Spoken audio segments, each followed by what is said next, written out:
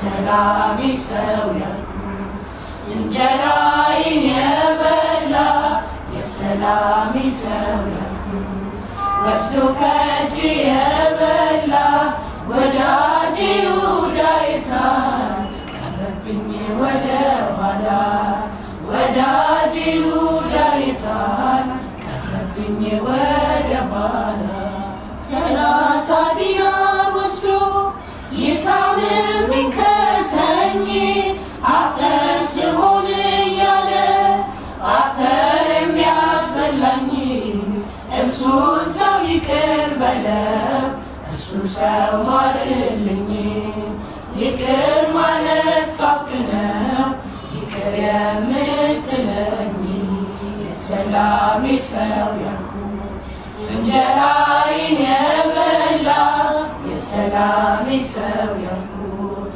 ወስዶ ከእጄ የበላ ወዳጄ ይሁዳ የታል ቀረብኝ ወደ ኋላ ወዳጄ ይሁዳ የታል ቀረብኝ ወደ ኋላ።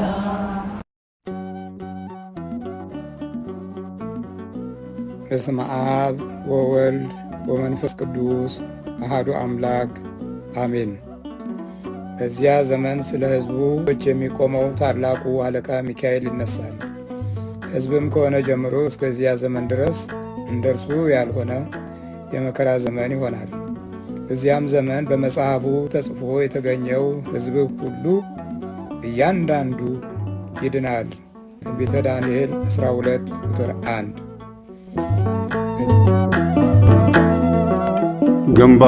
ግንባሬን አልሰጥህ መሳለሚያዬ ነው፣ ቀኝ እጄን አልሰጥህ ማማተቢያዬ ነው። መላው ሰውነቴ የአምላክ ማደሪያ ነው።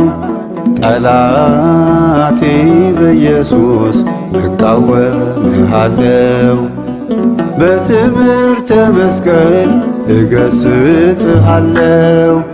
ባልጠበቅኩት መንገድ አደባሆይ ጠላቴ፣ ደሞ በዚህ መጣ እስትንፋስ ሕይወቴ።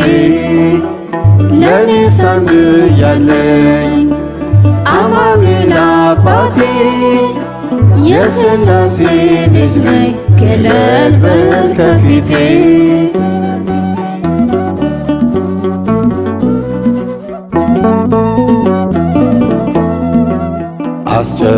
አስጨናቂው ዘመን እንደሆን አውቃለሁ፣ ግን ደግሞ ጌታዬ ሁሌም ከፊቴ ነው።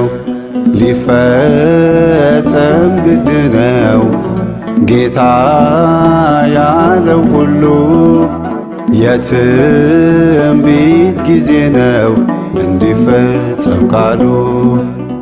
ስለዚህ አልሰጋም በነገሮች ሁሉ፣ ባልጠበቅኩት መንገድ አደባሆይ ጠላቴ፣ ደሞ በዚህ መጣ እስትንፋስ ሕይወቴ።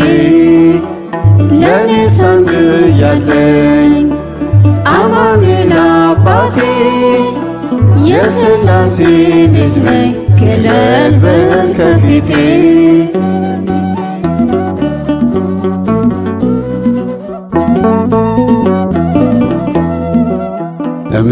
እምነቴን ላልክዳት ከንቱ ትለፋለህ፣ ምልክቴ መስቀል መሆኑን ታውቃለህ። የሞት መርዝ ያለበት ምልክት አልሻም፣ እስከ መጨረሻ የሚጸን አይሞትም። ሥጋዬም ብትገለው ነፍሴን አታገኝም። ባልጠበቅኩት መንገድ አደባሆይ ጠላቴ፣ ደሞ በዚህ መጣ እስትንፋስ ሕይወቴ።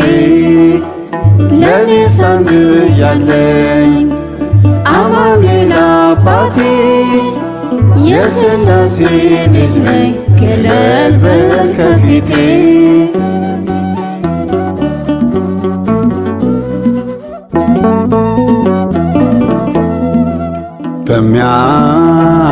በሚያብለጨልጨው ዓለም ተደብቀ ለሰው ልጅ አሳቢ ለመሆን ተሻለ ግን አንስተውም ዘዴህ መቼ ጠፋን እናመልጥሃለን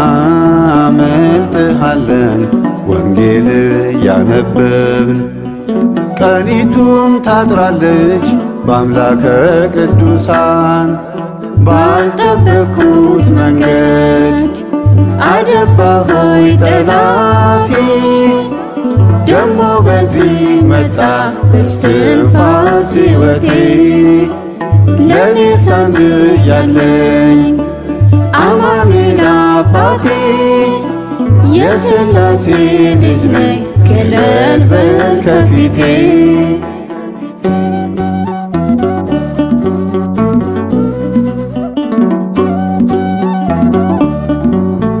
እግዚአብሔር በአንድ መንገድ በሌላም ይናገራል፣ የሰው ልጅ ግን አያስተውልም። መጽሐፈ ኢዮብ ምዕራፍ 33:14 አነሳስቶ ላስጀመረን አስጀምሮ ላስጨረሰን ለልዑል እግዚአብሔር ክብር ምስጋና ይድረሰው። አሜን።